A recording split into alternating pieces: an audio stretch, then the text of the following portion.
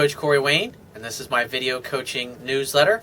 And the topic of this newsletter is going to be, are we going against nature? Well, I've got a quick quote that I want to talk about, and this is by Winston Churchill. If you don't know who he was the Prime Minister of Great Britain during World War II. He was one fucking determined man, and he's a type of strong leader that a country needs, and because if it hadn't have been for him, you know, there was a good chance that there'd be a lot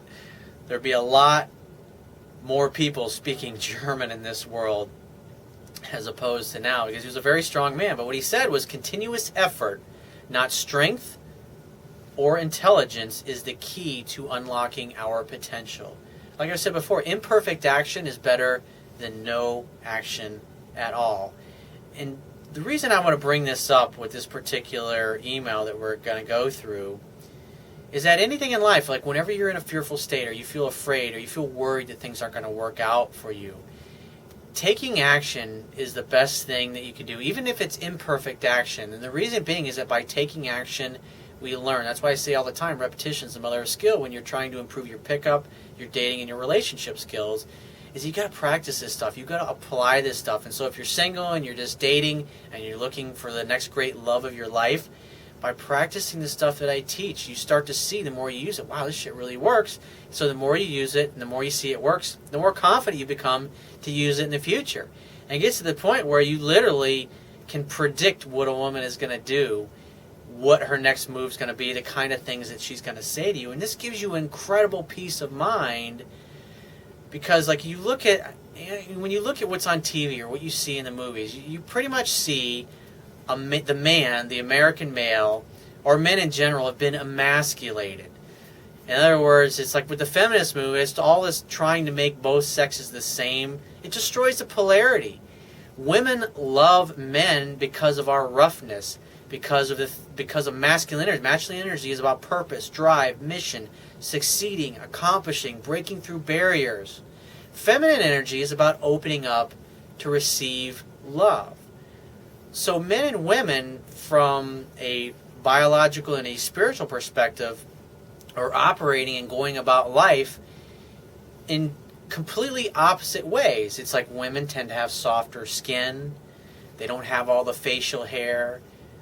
They tend to have curves that appeal to a dominant male, that show that she looks healthy. In other words, if you mate with, from a biological perspective, if you mate with somebody who's beautiful and healthy looking, then typically they're going to produce strong, healthy offspring. So that's what naturally draws us to a woman, is she tends to be softer spoken, whereas us guys, obviously we're very rough around the edges, but that's what we love about the person of the opposite sex. And so you see all this feminist nonsense where men should talk about their feelings and basically act like a bunch of gay male girlfriends.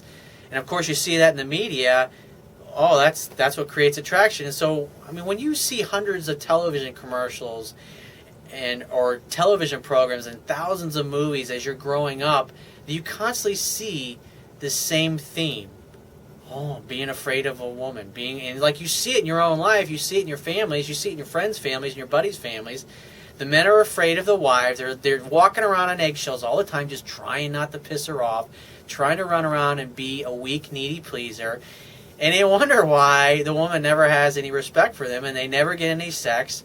And she's always bitchy and unhappy. And then they do what the woman says she wants them to do. And she's still pissed off. And she's still unhappy. I did what it showed on TV. And she's still pissed off. And she's still upset. Well, the real reason that those kinds of things are happening in the world is because men and women have adopted masks. We've adopted belief systems of other people developed a long time ago of what they think men and women should be as opposed to the way they are. What's interesting is like when you look at older movies from like 40, 50 years ago, what do you typically see? Like, we'll look at a movie like It's a Wonderful Life, which, you know, you typically see it on around Christmas time. It's always on. And so it's Jimmy Stewart and Donna Reed. And what's cool about it is it's like this love story, but the thing is so different about it compared to the kind of shit that you see today. The kind of movies you see today, the guy is always going out of his way to get the woman's attention, getting the woman to notice him. Like he's got something to prove to a woman. when you look at the older movies, men acted like men are supposed to act. Women acted like women normally act in the real world. Meaning, like in this particular movie, It's a Wonderful Life, Donna Reed, just like whenever she's around Jimmy Stewart's character, she just fucking glows. You could tell she digs him. She's had a crush on him since she was a little girl, and he was, he was obviously a few years older. But anytime the two of them got together before they ended up getting together and getting married on screen, you could always see that chemistry there.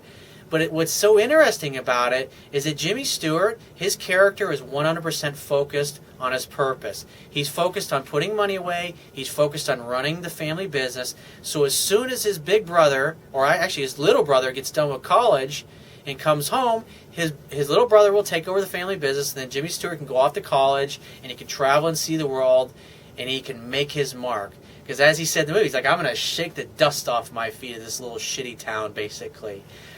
And so what you see happening is, like, Donna Reed's character is like, she is going to get him all to herself. I mean, she plans it out. She strategizes it out. She tells her mother and the other women in the neighborhood that she's home. She'd really like it if Jimmy Stewart's character, his name is George Bailey in the movie, would come down there and call on her. And so he walks down there, and he's got a little stick, and he's hitting the picket fence, and he's kind of dancing around in a circle out front, kind of like, should I go in, should I not? And she's looking out the second floor of the window. She's like, well, are you going to come in or not? He's like, well, I don't know. I was thinking about it. And it's like, but the cool thing is, like, the whole movie, it's like he's concerned about his purpose and his mission in life. He ain't fuck family, getting together, nesting and having a house and kids. And he's like not interested in that. But Donna Reed has decided that she wants him, and she's going to do everything she can. She's going to put on the hot dress. She's going to put on the makeup, the good smelling perfume. Because, her attitude is like she's going to get him and catch him in her web.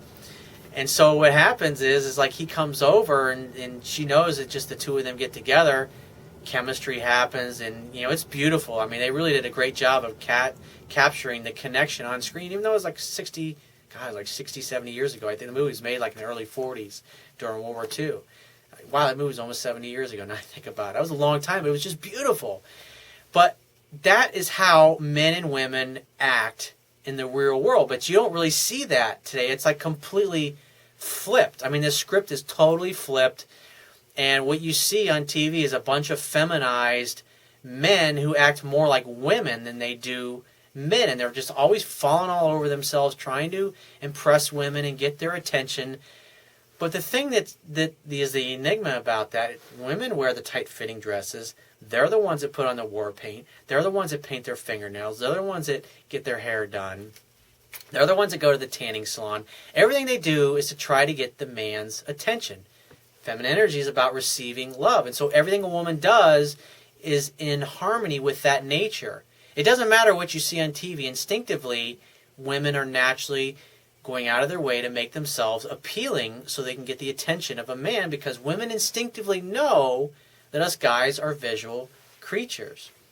So this email I got, this guy says, hey Corey, something I have noticed is in our behavior as opposed to the natural world that we all came from. In the animal world, it is the male that is all showy with the bright feathers and adornment, and the female is rather drab looking.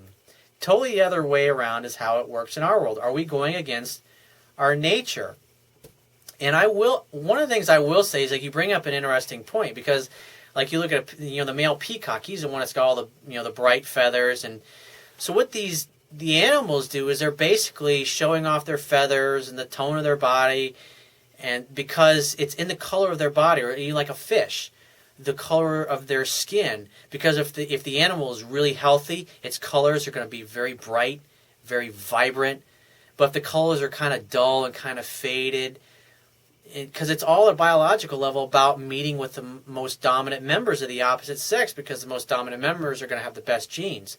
If you mix your genes with the best genes of the members of the opposite sex, it's going to produce the strongest offspring. And by producing the strongest offspring, they have the greatest chance for surviving to adulthood and reproducing themselves, thereby carrying our genes on in the future. And so animals and people at a biological level, we're all basically being driven to mate with the best that we can get So our kids will have the best possible chance at succeeding and mating and reproducing themselves. It's really a fascinating topic when you look into it and you study it.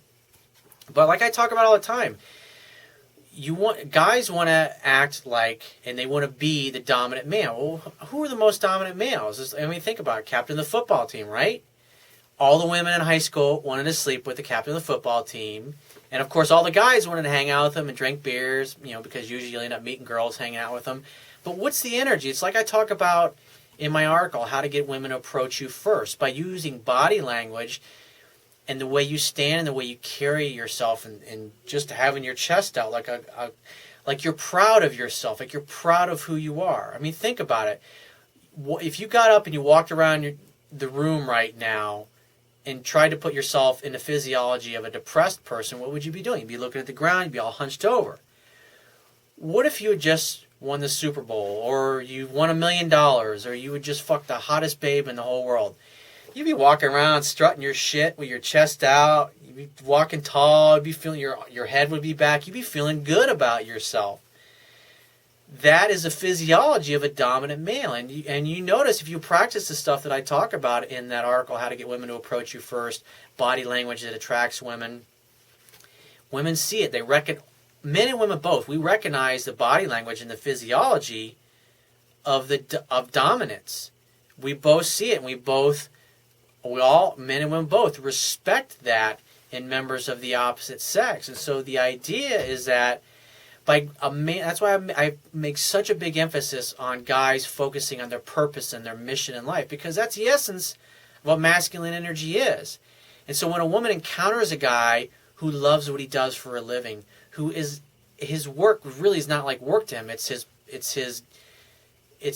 gift to the world, it's who he is. He just does it because that's who he is. He's happy, he's excited about it, and he's optimistic about it. And so the happier you are, the better you're going to take care of yourself, the more you're going to work out, the healthier you're going to eat, the more money you make. Again, you're going to eat at better places, you're going to eat better quality food, you're going to look better, you're going to be healthier, you're going to feel better, you're going to have higher quality friends, because the more money you make, you tend to want to hang out with people that are making and earning at the same kind of level of income that you are. Like tends to attract like in life. And so as you focus on things that are important to a man, your career, your business, your goals, you're doing the same kinds of things that Jimmy Stewart was doing in the movie It's a Wonderful Life. He was focused on where he was going and what he was going to do. But Donna Reed, she pretty much had other plans, and when he got around her, it's like he just couldn't help but get enchanted by her beauty and her sex appeal. And when you go out on a Friday night, or you go out on a Saturday, you go to a party or a social function, all the women are dressed up to be appealing and get the attention of the guys. They have to do those things, because otherwise, if we didn't find women physically and visually attractive, we'd be hanging out with our buddies, drinking our beers, talking about all the companies that we're building or the client that we just landed. We're focused on being excited about being men and achieving and succeeding, because that's what we love to do. And because, it's like I talk about in the article, getting women to approach you first. It's like, so when you're out with your friends and you're giving off this vibe, you're laughing, you're enjoying yourself, you're having a great time. And everybody else that's single in a bar or a nightclub, what are they doing? They're walking around, they're doing laps. But here you are, you're hanging out, you have a peaceful presence about you. Think about this. If you were a guy that was getting laid constantly, or you had a girlfriend, or you were married, you're going out and you're hanging out with your buddies. It's like, you don't need a woman. You don't lack anything. You're not looking for anything. And since you don't lack anything, you're not looking for anything, what are you doing? You're hanging out with your buddies, and you're totally present with them. You're focused on having a great time with them. And women see the vibe that you're giving off versus all the other insecure guys that are staying in the corner with their beers in front of their chest and their other hand in their pocket kind of looking at the ground. Women want to go and be a part of a guy's life who loves what he does and who's having fun. Why? Because she can share in his fun. So if you want to get my help, it doesn't matter, any area you want, dating, relationships, or life coaching in general, go to my website, click the products tab, and book a paid phone coaching session. I'll talk to you soon.